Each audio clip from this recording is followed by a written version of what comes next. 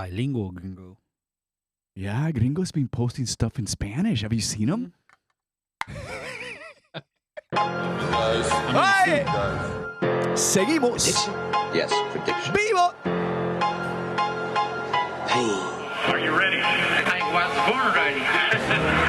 Obviously, you're a little, aggravated by the line of questioning regarding Canelo. I don't want to touch this, dirty, so bad. I don't want to touch his name. I'm working on feeling the art of humbleness. Hey, you being me, that's the reason why I'm crying, because I'm not that person no more. And I miss him. Because sometimes I feel like a bitch. I don't want that person to come out, because when he comes out, hell is coming with him. And it's not funny at all. It must sound cool, like I'm a tough guy. It's just I hate that. I'm scared. It would be awesome to, be being a great warrior, maybe with a Mexican.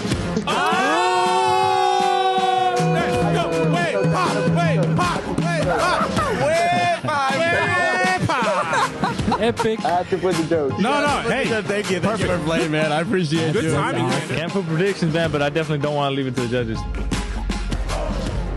Épico nuestra introducción, damas y caballeros. We are Longliveboxing EnVivo podcast. Manny Marrero. Shout Gringo Hicksa. Hopper. Always breaking it down like it is, like Como it debe de should ser. be, como es debido, como todos ustedes se merecen. Directo al grano y sin pelos en la lengua. Episode en tu boca, 122. gringo. Oye, we should have almost up to 500, but I'm glad we did. 5,000. We did 4 episodes today, right? Yeah, we're Amazing. stars today. Amazing. And this is great about boxing. And this is where I get a little bit of emotional because boxing brings me back to my childhood. There's just so many memories in Puerto Rico. Families back when Oscar De La Hoya used to beat up Tito Trinidad. Yeah, when Tito beat him and he became the new champion. Okay, But even before that, man, these fights against Puerto Rican versus Puerto Rican, which is Macho Camacho against split the island against Rosario.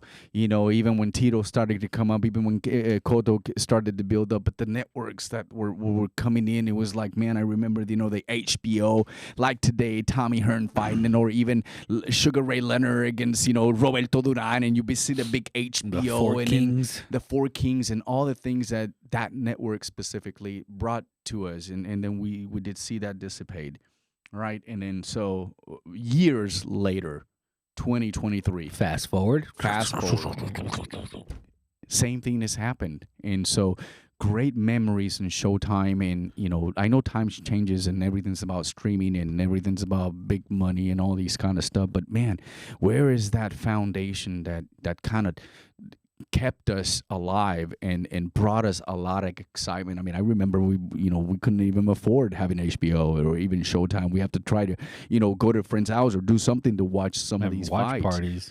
and the watch parties. And then 2023, man, HBO, PBC, done. Showtime. Yep. I mean, Showtime and PBC, and it's like, man, kind of heartbroken. Although they were fading kind of sort of for a little bit, but still, you have that thing in your heart about the sport and where you started watching and the commentators, and you fall in love with everything that you see on a weekly basis. The lead up to it, the pre-shows that they would have, the face-to-face, the face-offs, everything, the 24/7 with the remember fighters. those? Oh my goodness. We were like, man, we would like enjoy that whole thing before the fight. The whole thing. They drop a 30-minute episode of both fighters training camps, and you felt involved. You're excited for it, and it was leading up to the fight. And unfortunately, the PBC had to ruin it. Man, so for us right now, for me at least, I could say it was a very emotional moment. But I've always made myself thinking, what happened? And so, what a better opportunity to ask, the man that knows PBC, The man that has Al dreams Heyman PBC, poster the man on that- his wall. He's got a poster of himself, Al Superman, Heyman. Al Heyman, Autographed. in the roof, so that way he can just lay down and see it. Ladies and gentlemen, talking to us Mr. about PBC himself. PBC dissipating, Showtime going away. Sean PBC Jr. Hicks. El Gringo. Hey, yo. Hey, Wait, it's you, Al production. Heyman Jr. All right. Well, glad to be here. I can't stay long because we got to do a lot of packing. No, but seriously, here's what it is. You know, it's one of those things where I do agree. Going into it, I was hopeful, like any relationship, because you see the positives, and sometimes the negatives are right there in front of you, but you just deny them. Red flags. Red, indeed. Just so caught up in the infatuation of the moment, right? The emotion is taking over. The emotion was, you know, the PBC came on NBC. You know, and it, they had the hashtag free boxing, and it was great. You know, they had a lot of Was it Keith Thurman? they had Keith Thurman. Yeah, it was Keith Thurman against Yeah, it Robert was. Guerrero. Yeah. Right. So they had, you know, Ghost.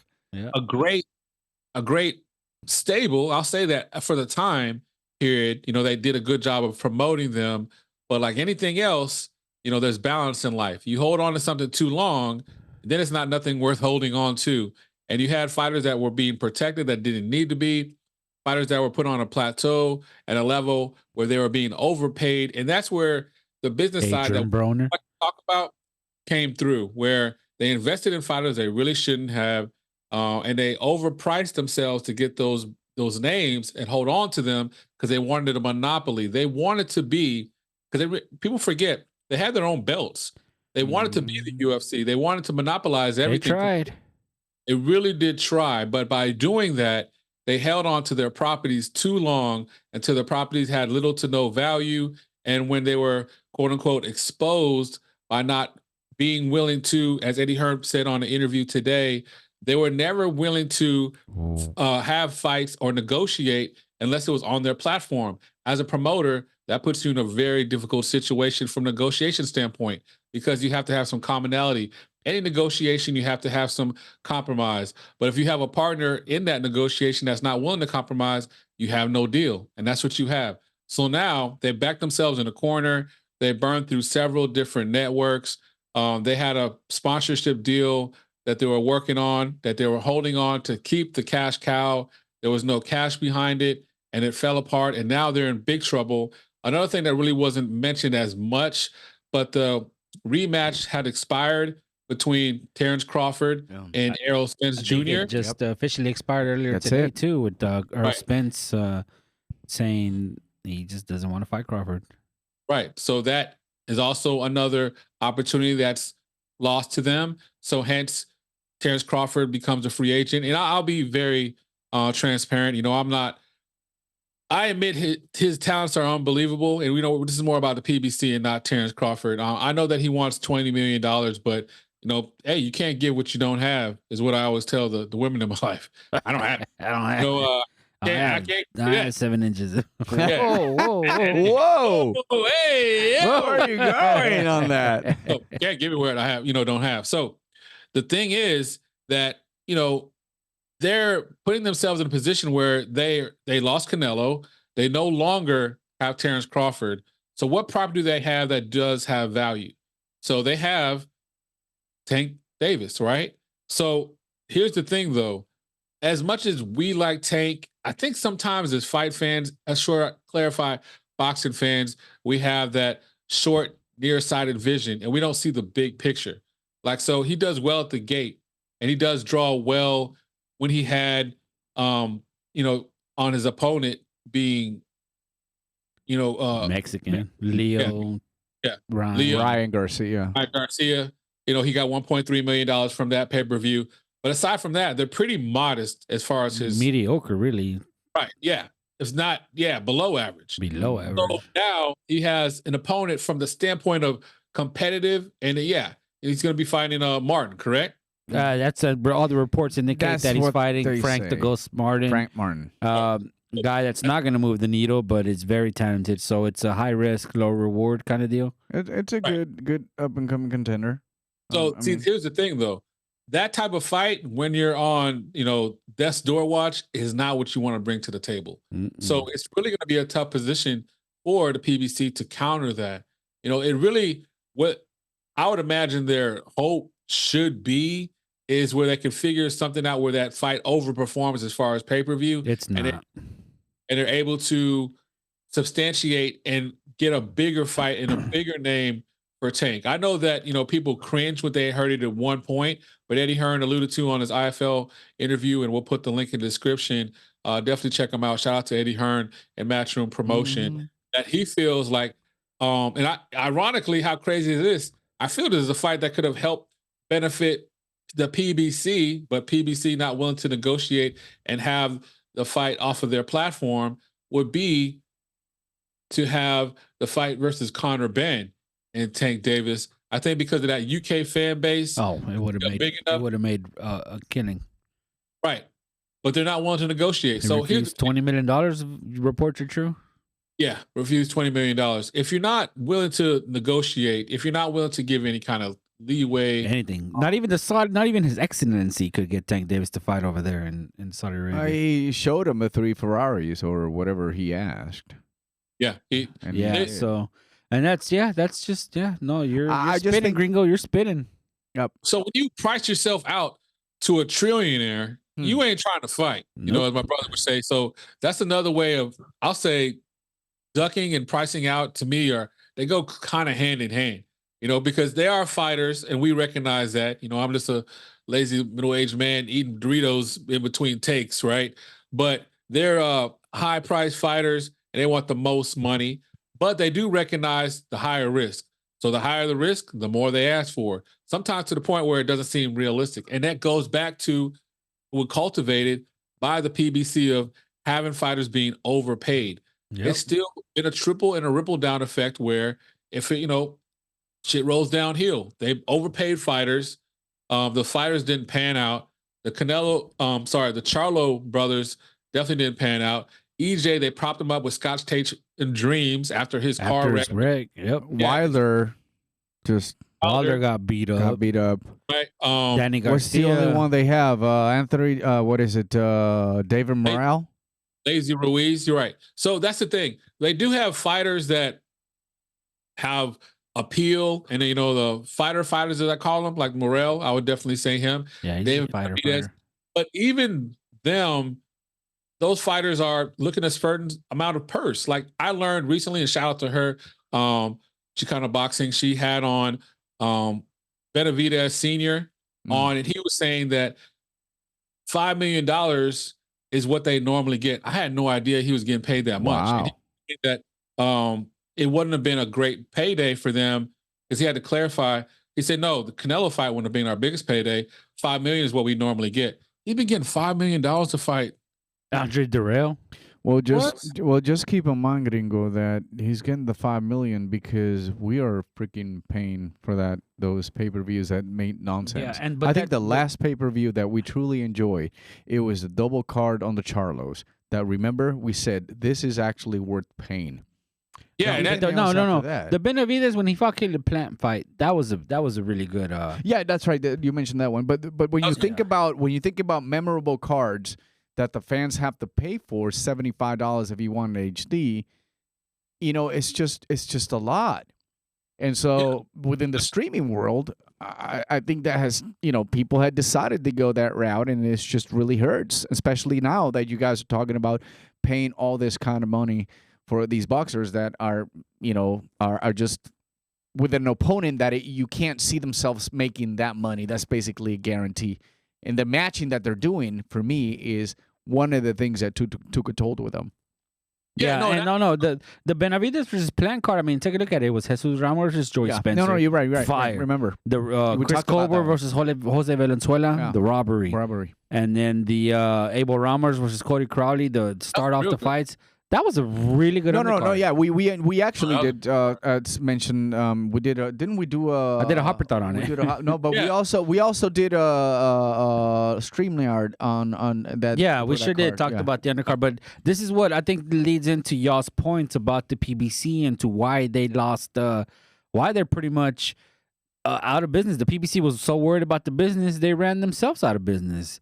Because you know how they initially started, Gringo, was through the Waddle and Reed war chest where they gave him hundreds of millions of dollars to prop it up, and in like what was it, 3 years they lost over $567 million. And you think, how do you mismanage that much amount of funds in so little time? But if you think about the when the Richard Schaefer and Al and they hijacked all the Golden Boy fighters from Golden Boy, they still had to pay a tax on that. They got taken to court for that. So he paid a good chunk of money just to get those fighters out of their Golden Boy contracts. Like the Wilder, Danny Garcia, Broner, all those guys were being promoted by Golden Boy before the whole coup. Richard Schaefer took them out of there. Yeah, it's a great point with the Richard Schaefer coup, and I like you said that. During that time, that year, they had 61 events, and they were on 5 different networks. Yeah, and that was leading into my second point, Gringo. Good, thank you for bringing it up. That's another thing that kind of lost the money is the multiple timeshares, buying timeshares off from multiple networks. They signed with NBC Sports, Spike, CBS, Bounce. Then they booked a 2-year deal with ESPN that same year. They booked a radio deal with SiriusXM, and then they purchased time on Fox Sports 1. So, I mean, just buying fighters out of the contract and buying multiple timeshares, as you said, trying to monopolize the industry with their own belts. And the problem was, and you guys chime in on this, they didn't have the mega stars at the time. Because at the time, while they were still doing this, Manny Pacquiao was still fighting, Miguel Cotto, Canelo was coming up. If you don't have a Mexican fighter in your stable, it's going to be hard to try to take over boxing. And then you even have the UK fighters like Carl Froch and Ricky Hatton. They were still going at it in those times. So yeah, that was the thing. Their thought was, let me monopolize and get a lot of those African American fighters, those domestic fighters. We get them. But the African Americans didn't support boxing, and that was a huge blunder on their part. Their hope was that they could get them and they could lure everybody else in because they'd be the only option because they were the biggest game in town or the only game in town. Nope. It backfired. Big time. Big time. So they overinvested without over, thinking and like being logical, like you said. I mean, everyone knows that. I mean, reality is, there's but not only not that, Sean, and I think we have had a conversation on our show about this, is the way that this organization was managed. A lot of people, and we have had conversations and express our feelings in the ways like even people think about it, why he went from the music industry to go into boxing. It's a different style of management of what you do. I don't know. So that also has to take a toll. And remember one time that there was like, where are these guys from PBC? When are they fighting? We were seeing more of the zone. When the zone started to pop up, we're seeing more of a, obviously Top Rank came in with, partner with ESPN. And I think that's one of the biggest things that they've ever done, and giving us a lot of fans free fights, right? Or giving us good fights, because Top Rank has like their stable stack. They have great matchups every week that they have fights, and it's free. So you're limiting yourself, and then from the business standpoint, you're making decisions in where it's a completely different industry, and you're not giving the publics what they want, and then you're just wanting to put that pass through to the consumer and pay all these money for the fucking pay-per-views that are not making sense for that. So exactly. I think it's a combination of everything, but I want to also hear your thoughts, in Showtime. Why couldn't they pick up something different? Why they couldn't keep that, their tradition of having some boxings in their network? They could build something. I don't know. HBO died too as well. So why are we just losing all these things? And now the zone, I got to pay $250 a year instead of $99. Yeah, and I still got to pay pay-per-views. Yeah, it was just too many fights that people don't want to see, bottom line. And they had to cover themselves, Rob Peter to pay Paul to pay these big purses for these fights, and they put it on themselves because they were trying to monopolize and have all the fighters, have the biggest stable, to force the networks to give them deals when they still, in essence, to Hopper's point, didn't still even try to get everyone. They didn't have the stars. They didn't have the key people. They didn't have the key demographic. They didn't have a key They didn't have the Filipino, they didn't have the Puerto Rican, they didn't have a Mexican or a UK guy. Well, they had the Puerto Rican. They had something in Surreal, but I don't think the growth. No. I'm talking about at the time when they started. Okay, yeah, they started. Yeah. No. Yeah. They were like very limited. No, obviously. the stars at the time were Manny Pacquiao, Cotto, Canelo. They had Floyd, but even Floyd, you know, but he wanted to go on his own. The PBC thing. He wanted to go on his own. It was not the PBC. He wanted to be a Canelo. I'm gonna go where I feel like I'm gonna get the. It was Floyd Promotions, right? So he changed after that. So, and you know how they say history is a circle, not a straight line. We see it again with Tank. So he's actually their linchpin to kind of hold things together. But reality is, we can all see it a mile away. It doesn't matter. Like, yeah, it's a great compelling fight for us, but man, I'll just be real. I'm not paying for that fight. You know, it doesn't compel me to want to pay. And other people feel the same way. Can you imagine somebody that's not a boxing fan, just a casual? There's no way in hell they're fighting who? Right. You never heard of that guy. You got to explain it. And even when you explain it, they're still not sold because it's too much money, right? Things are just too expensive right now for people that charge for a fight that you have to explain. A pay-per-view is just that. It's an event. But now it's not become an event. It's become a requirement as a boxing fan, and people revolted and now become Team Stream. So the PBC, and I thought I would never say this, they got made their own mess. He's saying it. And it is what it is. So is there?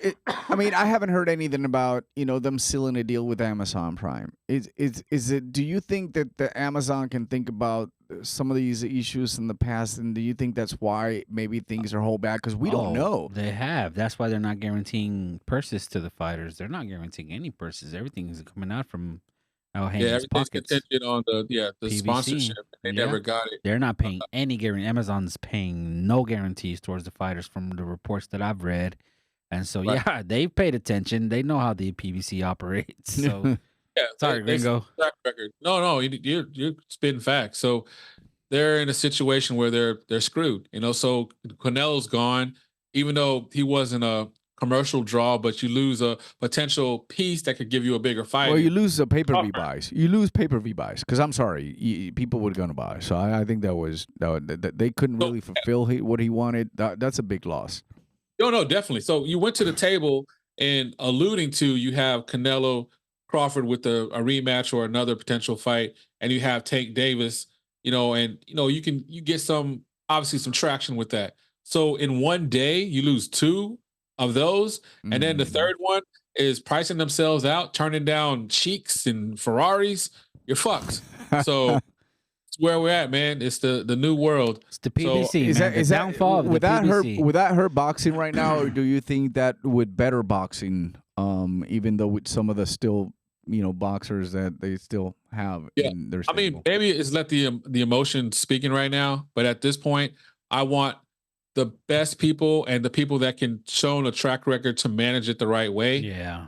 I don't necessarily want a monopoly, but at the same time, I don't want someone to try to form a monopoly and then fail as miserably as the PBC did. If they could have just right now, I mean, as crazy as it sounds, and that's fucking crazy, giving anything to Oscar De La Hoya. But I think in partnership of the Zone and working closely with Eddie Hearn, I feel much better about that than Al Heyman and Watson.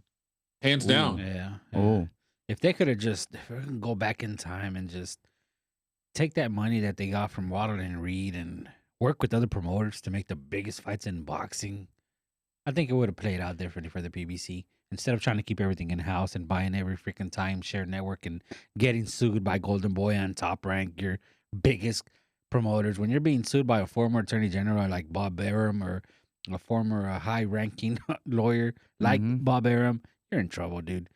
Yeah. You're limiting yourself. Yeah. I think over investing and under research on your fighters, like they let the milk expire basically. Like, hey, if the guy's not the guy no more, let them fucking all go. those guys that they had on their contract would have been amazing fights with people in other stables that just refused to work with other promotions. So if they you get what you get. on them. It is what it is. Episode what? Oh yeah, episode 122. We thank you so much, guys, for all the love, all the messages, everyone that's reached out. We are back, ladies and gentlemen. Hopefully, you guys can share, follow us. Come along for the ride. Boxing en Vivo podcast. You can see it. We're the Three Locos Amigos. Siempre en vivo. Fuera. Ay.